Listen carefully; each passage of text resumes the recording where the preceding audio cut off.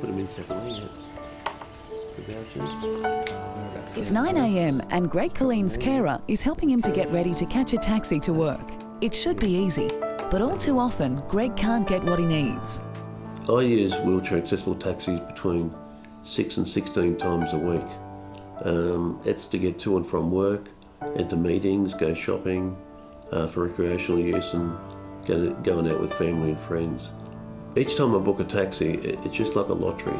You would never know what type of vehicle would turn up.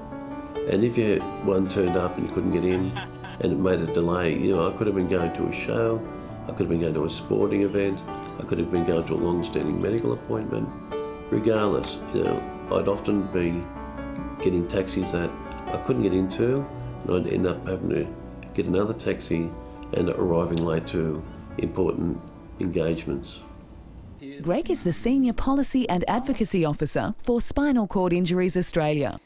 He should be in his office by now, but Greg's still waiting for an accessible taxi to take him there.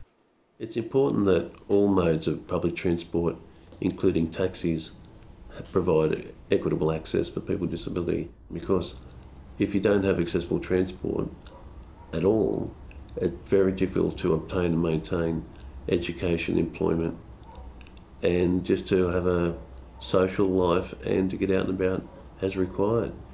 Wheelchair accessible taxis have been available in New South Wales since 1981. Today, 1 in 7 taxis is classed as accessible to people in wheelchairs.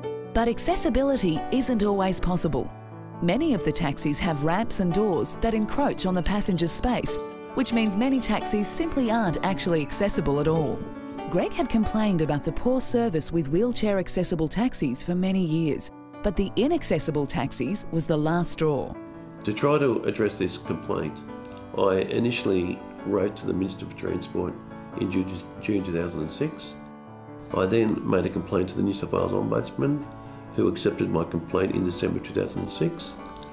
And after 18 months of investigation, the Ombudsman's final report recommendations didn't quite address the crux of my complaint, which was to have all New South Wales taxis audited for compliance with the transport standards.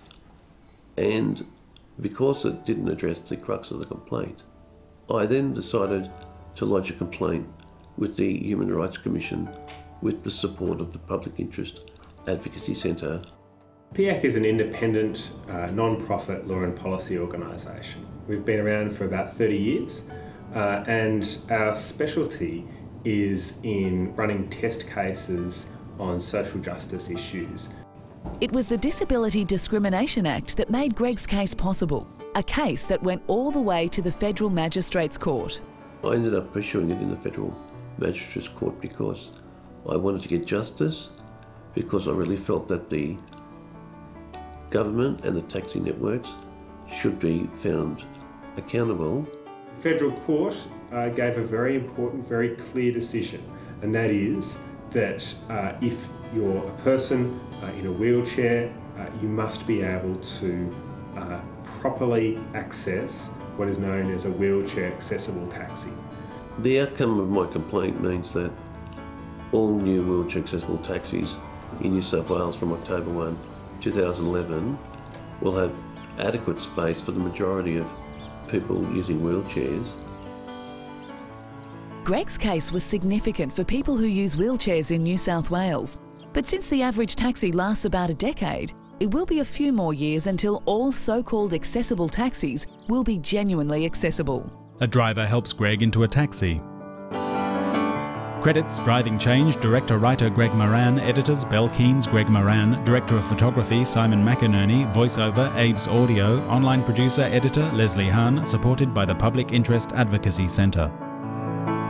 Funded by the Sydney Community Foundation. Copyright 2013 Australian Human Rights Commission. 20 Years, 20 Stories is a partnership project between the Australian Human Rights Commission and the Sydney Community Foundation.